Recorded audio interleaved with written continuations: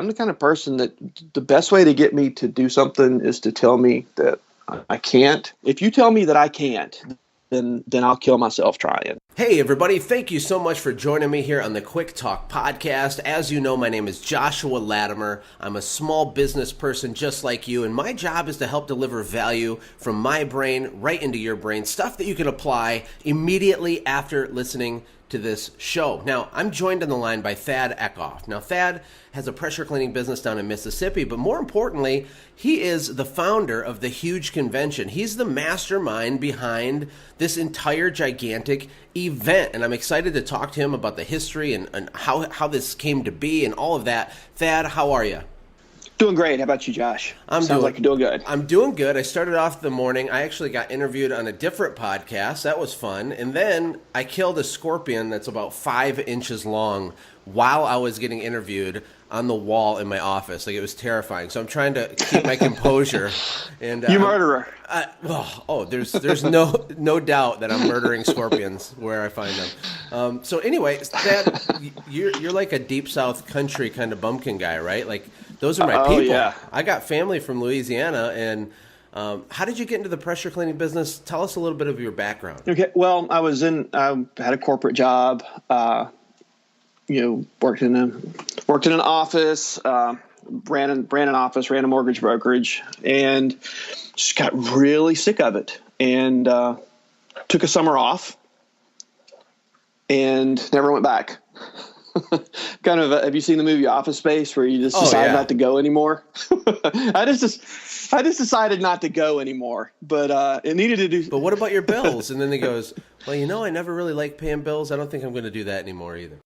Yeah, well, married with 3 kids, I did not have that option. So, I started I worked for a couple friends of mine had service businesses, and I thought they were nuts for doing it. But during that summer vacation, I worked for one of them and decided, I want to start a service business. I want to do this. Like, after I was away from the 60, 70 hour a week grind and got a little mental clarity, I just realized, I don't want to do that anymore. But I had to do something. So. And you've had Apex for over 10 years now, right?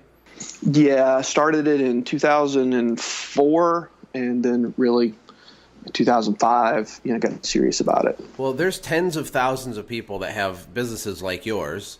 What the heck made you want to start some sort of a convention event? How did that evolve? Why does this exist? Give us the history of that.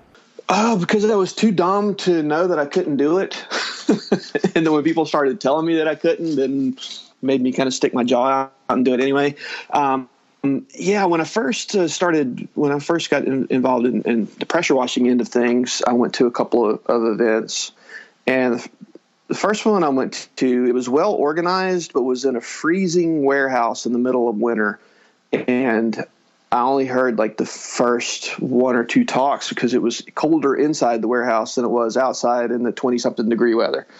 So I went out in the sun to warm up, and I met some guys there and got talking. That was my experience there. People found out that I lived in the New Orleans area, and they're like, "Oh, we love New Orleans. You should have something down there." And it just wasn't something that appealed to me. I went to another event, and it was basically 20 or 30 people sitting in a very small hotel conference room listening to a large person just go on and on and on and on and on for hours. And after that day, so we got talking, and somebody found out I was from the New Orleans area, and they're like, "Oh, you should have something like this in New Orleans." And I thought, well, might not have a big, amazing show, but I can do better than this. So yeah, let's do it. You saw a need. It was just that it was so bad. I figured, hey, and I'd made some friends at that point, and they were like, "Look, let's just have a tax-deductible reason to get together in New Orleans." I'm like, yeah, well, it can't be this bad, so let's do it. It wasn't until after probably the second one that I realized that there really was a need, because I checked out some other things, and they all just kind of sucked. They just kind of did. And I realized that I came from a background in corporate world of having to go to trainings and conferences and conventions, and you actually learned things there. So I knew it was doable, and just saw where there was a hole there for people to actually learn how to run a business successfully and do better in what they were doing. So then I got a little bit more serious about it. I realized, okay, you got a chance to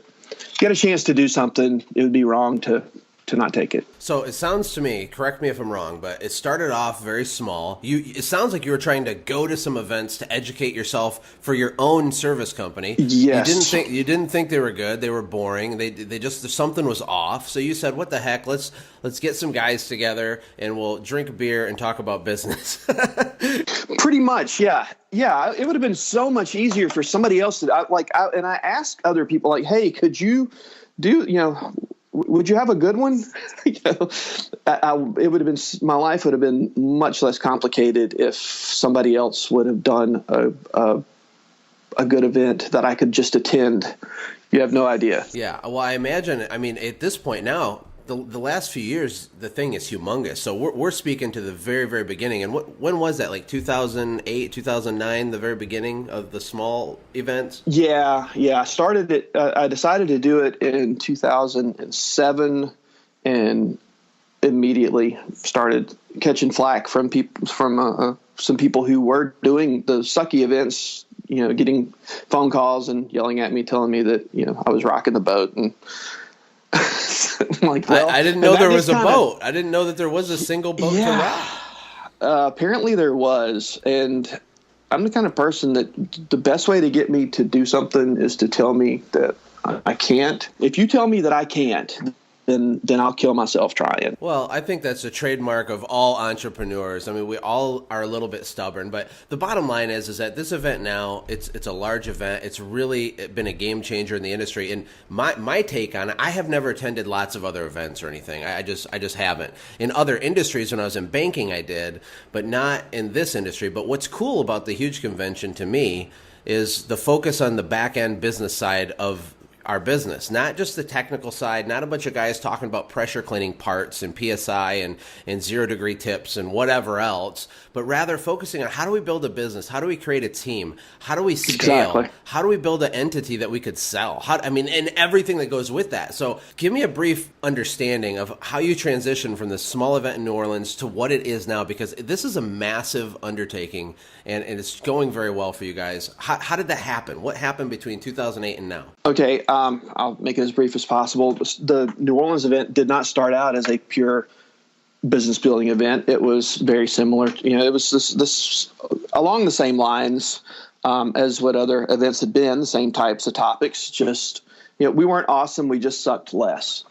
And then my focus was on the business part of it. You can learn how to wash something pretty quickly. So the focus shifted to just a business building event. And honestly, it was completely selfish because that was what I was interested in. And so what I did was build an event that I wanted to attend. I've had the kinds of things that I wanted to learn, had the kind of speakers that I wanted to hear, and I figured it would attract like-minded people and it would be okay. I would at least be hanging out with people who, had a similar mindset to me. It grew, that took off. It grew. We ended up limiting it, so it became the small exclusive event. You got in quick or you didn't get in at all. It was limited to 75 people, and it was a small, intimate, and kind of a next level event compared to anything else. When you started the reason I did the convention was Chris and I started the PWRA, and PWRA members wanted a convention. So I'm like, hey, we need to do a convention. And he said, absolutely not. I said, but they really want a convention. He said, yeah, conventions are terrible. I've been to so many of them, and they're a huge waste of time. They're all terrible. So when did Chris get involved? Because just for the listeners, most of them know who Chris Lamborghini's is. He is the co-founder, partner guy of the huge convention. Yes. What did he bring to the table when he got involved? Because I know he wasn't a believer in it in the beginning because he didn't like all the other events, and he said, I don't want to do some dumb event, right? How did you get him on board? Yeah. And what has changed since he's been a part of this? I guess I got him on board by struggling through the first couple of years. When I did the first one, it was, we thought it was going to be relatively small. When I would call vendors to get them to come, as they said, they would say, well, how many people did you have there last year? I'm like, well, this is the first one. And most of them would immediately hang up on me. A few were like, some, especially the ones that had, known what I'd done before, were like, well, how many people can you get there? And I told them 100. I knew I could get, I could have 100 people there. So a few vendors rolled the dice with me, and we had a decent trade show. Ended up with over 200 attendees, which was a positive problem. And then the next year, with a little bit of success behind us, it grew very much again. The trade show grew and the attendance grew, but I'm not the most organized person in the world. I'm the broad strokes guy. So it was really number one, it was taking a huge toll on me mentally and also physically. I mean, waking up at 2 a.m. in the middle of the night with the cold sweats, worrying about paying the 6-figure convention bill that I had signed for, that's not good for you. But after the second year, Chris was more involved the second year. And then I'm thinking he probably did it just out of pity for me. But he's a master of organization and building systems, as you probably know. Mm-hmm. So he he got involved and we started systemizing the convention. So now there's pretty much a way to do it in place. It's much more organized. And that's what allowed us. Him putting his finger on it was what got us over 500 attendees last year. There's no way I'd be capable of doing that on my own just because I don't have the vision for it or the organization. So when he jumped in, it's like, okay, if we're going to do this thing, he said, if we're going to do this, it can't just suck less. It's got to be good. Well, it is good. It's very, very good. And I think the word of mouth really takes it too, because I'm not trying to be cheesy or overly dramatic, but I've heard from a lot of people that this event's literally changed their life. It's changed their business completely. People that were going to go out of business, people that were just done, and in a last attempt, they say, oh, I'll go to this stupid thing and see, and they go, and it's like their eyes are opened. But you're right, I want to circle back. It costs hundreds of thousands of dollars to put something like this together. Like, people have no idea. It's ridiculously expensive. It's risky. And if you're going to do it, I know Chris, he doesn't do stuff unless he does it big. You just got to go for it. And one of the reasons, and tell me if you agree, that I think your event is cool is because there's a cost to do it. This event has a ticket price attached to it, and it's not run by a bunch of volunteers who kind of half-heartedly put together a 30-minute presentation. You have dynamic, powerful speakers from all over the country coming in and converging. You have people that paid good money to show up at this, and I think that dynamic alone changes the whole game for the convention. Do you agree with that? Yeah, absolutely. Number one, if I knew that if I was going to do a convention, that it couldn't be the typical convention venue, the Holiday Inn out by the airport in Podunk, Iowa. It had to be big, and the place itself had to be a destination. So that's why I chose the Gaylord Opryland. I've had several vendors tell me that we draw a completely different crowd from the other stuff that they go to. They said that the people that come to the huge convention are business owners, and they're not afraid to spend a little money to make a whole lot more. They're looking to invest in their business, not just show up for the free drawings. So those are the kind of people that I want to hang out with. Those are the people that I want to spend time with, so that I can learn things to make my service business more successful. If I say better crowd, it sounds really bad. So I'll say a more professional and more progressive crowd.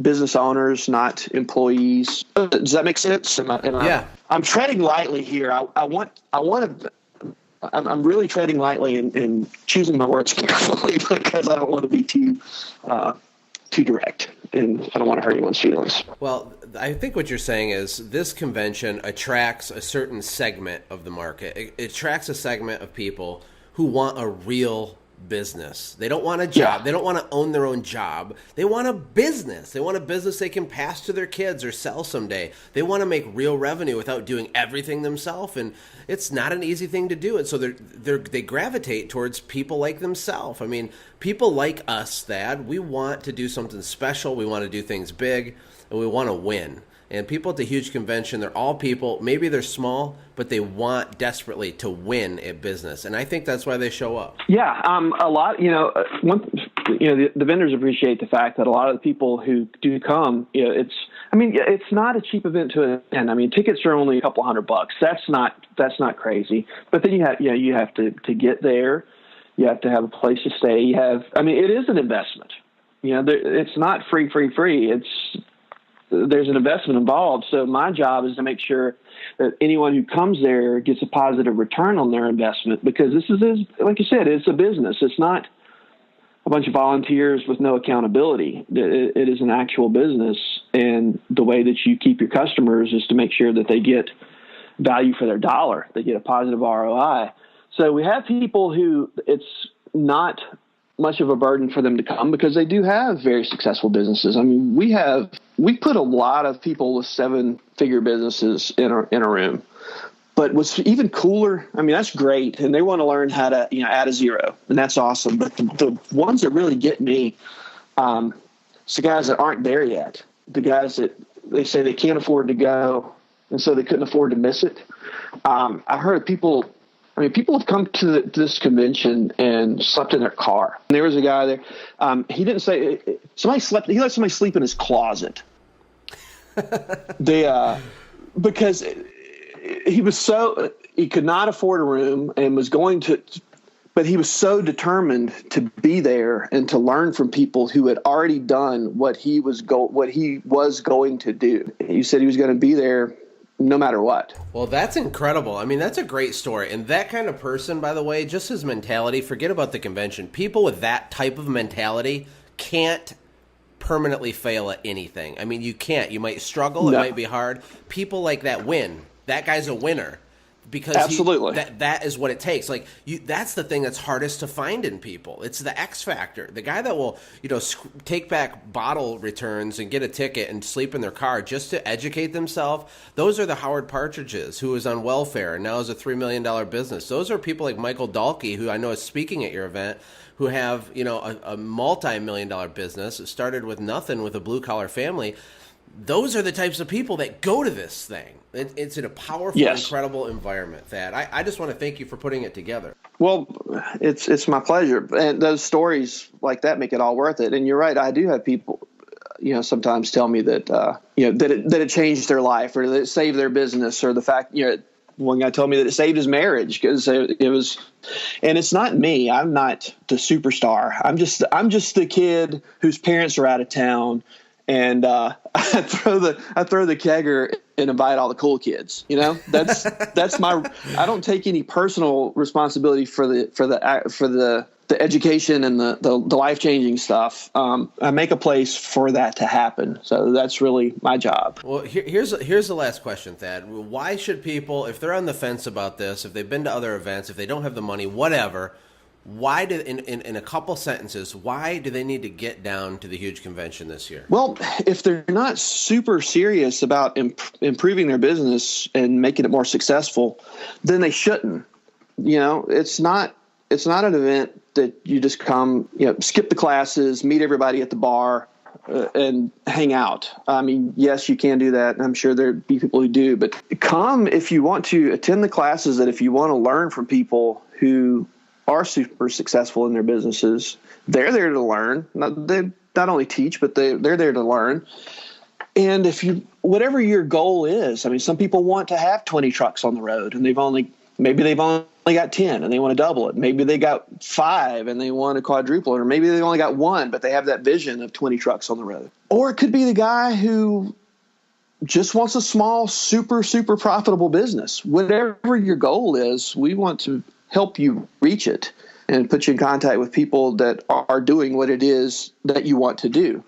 So much easier to follow someone else's path than it is to forge it. That guy that slept in the closet, he's going to make it one way or the other. But if we can shave a few years off of his learning curve and give him a few less sleepless nights while he's on his journey, that's a pretty amazing thing to be able to do. Yep, and I can guarantee you one thing, Thad, is the guys who are small and they're stuck and their business is flat, the reason it's stuck has nothing to do with them needing to understand the newest technique of washing a house or cleaning something. It has everything to do with them not understanding how to be an executive of their small company and understand the back-end business side of stuff. And your convention can give people a major leg up in that. I thank you so much for taking the time out of your day to talk to me. I'm excited to get this out to people so they can hear your heart and why you started this and get kind of an inside look.